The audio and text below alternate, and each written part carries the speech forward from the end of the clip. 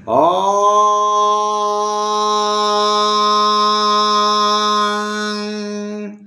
रामाय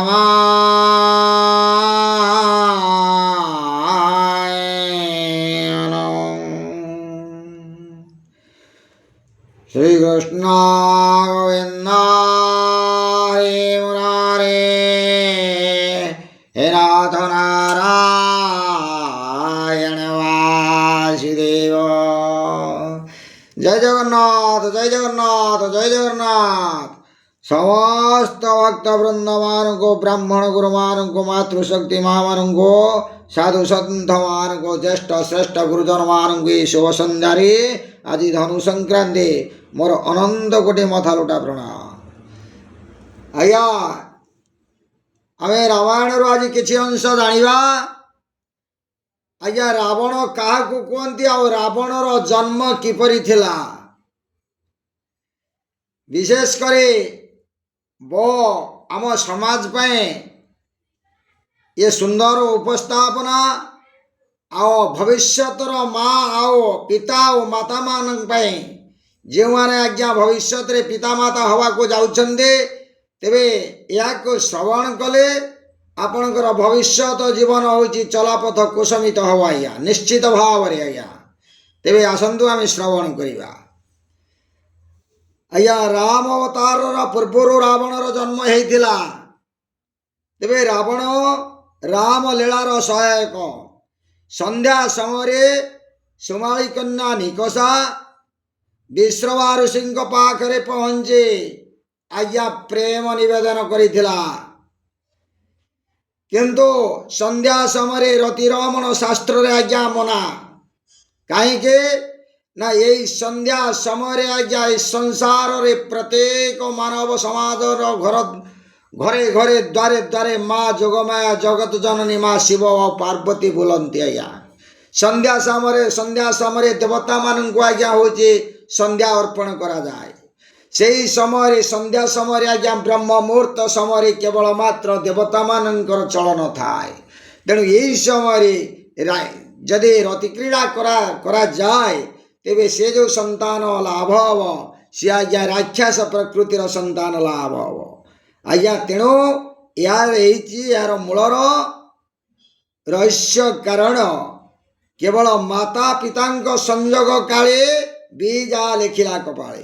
तेणु पिता माता संजोग बेले समय बा नहीं कि आमर से समय पाप बेल अच्छे कि अमृत बेल अच्छी से समय रे जो संतान लाभ हुए तार प्रभाव आज्ञा तापरे पड़े।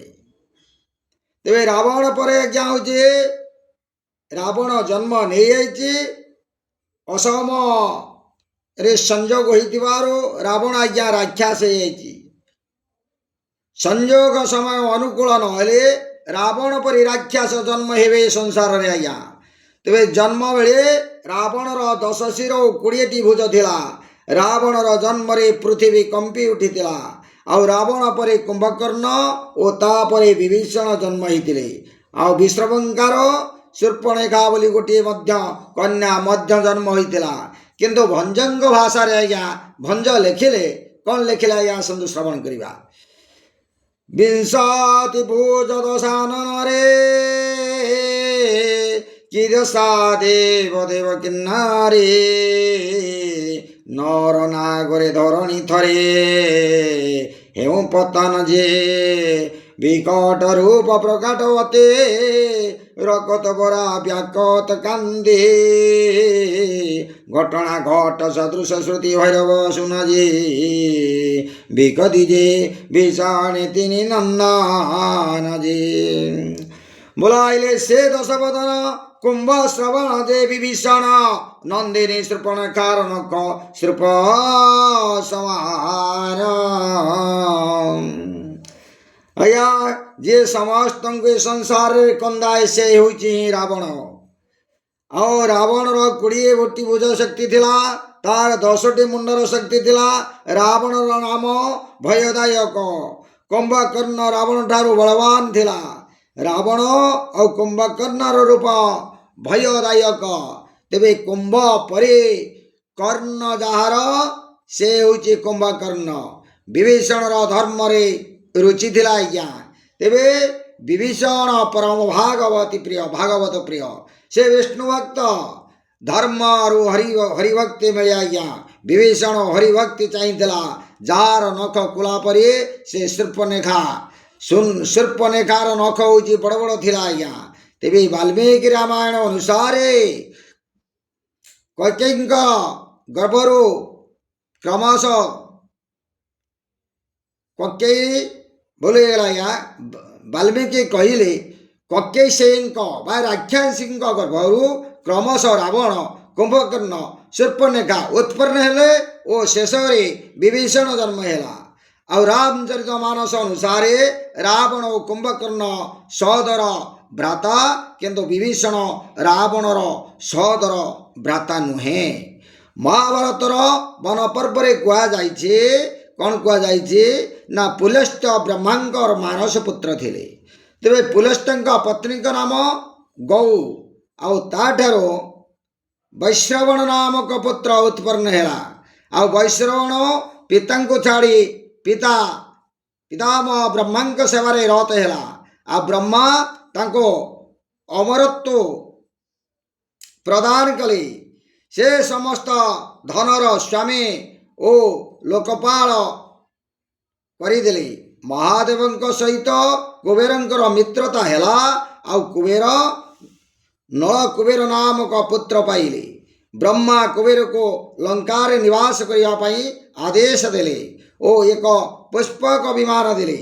ତେବେ କୁବର ବିଶ୍ରବା ଋଷିଙ୍କୁ ସନ୍ତୁଷ୍ଟ କରିବା ପାଇଁ ପୁଷ୍ପକୁଟା, ରାକା ଓ ମାଳିନୀ ନାମକ ପରମ ସୁନ୍ଦରୀ ତଥା ନୃତ୍ୟ ଗୀତରେ ନିପୁଣ 3 ଜଣ ନିଶିଚର କନ୍ୟାଙ୍କୁ ତାଙ୍କ ସେବାରେ ନିଯୁକ୍ତି କଲେ ଆଜ୍ଞା।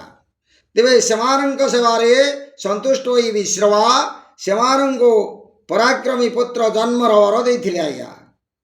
ତେବେ ପୁଷ୍ପକଟା ରାବଣ ଓ କୁମ୍ଭକର୍ଣ୍ଣଙ୍କୁ ଜନ୍ମ ଦେଲେ। ତେବେ ମାଳିନୀ ବିଭୀଷଣଙ୍କୁ ଜନ୍ମ ଦେଇଥିଲେ ଆଜ୍ଞା। ସୁନ୍ଦର କଥା ଆଜ୍ଞା, ଦେଖନ୍ତୁ। ଆଉ ରାଜା ଖର ଓ ଶୂର୍ପନେଖାକୁ ଜନ୍ମ ଦେଲେ। ପ୍ରଥମେ ରାବଣର ନାମ ଦଶଗ୍ରୀବ ଥିଲା। ଆଉ ବିଶ୍ରବା କୈକେୟୀଙ୍କ ପୁତ୍ର ବରଦାନ ଦେଇ କୌଣସି ଅନୁଷ୍ଠାନରେ 10 ମାସ ପର୍ଯ୍ୟନ୍ତ ଲାଗିଗଲେ। ତେବେ କୈକେୟୀ ସେହିପରି ଠିଆ ହୋଇ ରହିଥିଲେ। ତେବେ କୈକେୟୀଙ୍କର ଇତିମଧ୍ୟରେ 10 ଥର ରଜଧର୍ମ ହୋଇଥିଲା। ତେଣୁ ମୁନି ତାଙ୍କୁ 10 ଶିରବାଲା ପୁତ୍ରର ବରଦାନ ଦେଇଥିଲେ। ବ୍ରହ୍ମା, ବିଷ୍ଣୁ ଆଉ ମହେଶ୍ୱରଙ୍କର 10 ଶିର, ସତ୍ୱ, ରଜ ଓ ତମ ଗୁଣର 10 ଶିର, ଦଶାମୃତ୍ୟୁ। ରାବଣ ସଂସାର ପାଇଁ ମୃତ୍ୟୁ ସ୍ୱରୂପ। 10ର 1 ହେଉଛି ଆଜ୍ଞା ଈଶ୍ୱର। ତେବେ ଯିଏ ଈଶ୍ୱରଙ୍କ ଅଭିମୁଖ ସେ ଶୂନ୍ୟ ହୋଇଯାଏ, ଅର୍ଥାତ୍ ମୃତକ ସମାନ ହୋଇଥାଏ। ତେବେ 10 ମୁଖ ରାବଣ ବିଶ୍ରବା ଋଷିଙ୍କ ପୁତ୍ର। ବିଶେଷ ଶ୍ରବ କୀର୍ତ୍ତି ଯସ୍ୟ ସବିଶ୍ରବା। ଜୀବ ଆଜ୍ଞା 10 ରଥ ଅଜପୁତ୍ର। ଅଜ ଅର୍ଥ ବ୍ରହ୍ମ ଆଜ୍ଞା।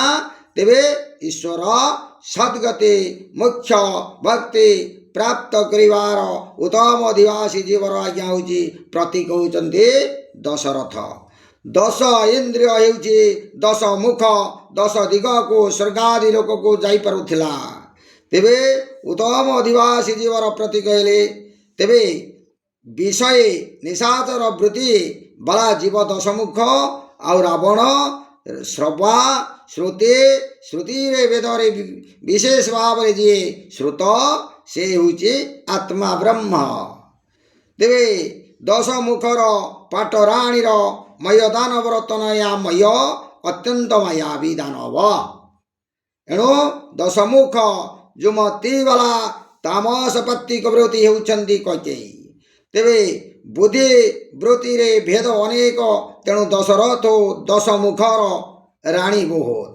ଦଶାନନ କୈଳାସ ପର୍ବତ ଉଠାଇବା ବେଳେ ଶଙ୍କର ପାଦ ଚାପି ଦେବାରୁ ପର୍ବତ ଦବିଗଲା ଓ ରାବଣର 20 ଭୁଜ ତା ତଳେ ଆଜ୍ଞା ରହିଯାଇଥିଲା। ତେଣୁ ସେ ରୋଦନ କଲା। ରୂପାନୁସାରେ ତାର ନାମ 10 ମୁଖ ଓ ପ୍ରତାପ ଅନୁସାରେ ତାର ନାମ ଆଜ୍ଞା ରାବଣ ହୋଇଥିଲା। ତେବେ ରାବାତ ଚହି ରାବଣ। ଜୟ ଶ୍ରୀକୃଷ୍ଣ ଗୋବିନ୍ଦ ହରି ମୁରାରୀ ହେ ନାଥ ନାରାୟଣ ବାସୁଦେବ। ସମସ୍ତ ଆଧ୍ୟାତ୍ମିକ ପଣ୍ଡିତମାନଙ୍କୁ ଏହି ଶୁଭ ସନ୍ଧ୍ୟାରେ ପୁଣି ଥରେ ଆଜ୍ଞା ପ୍ରଣାମ।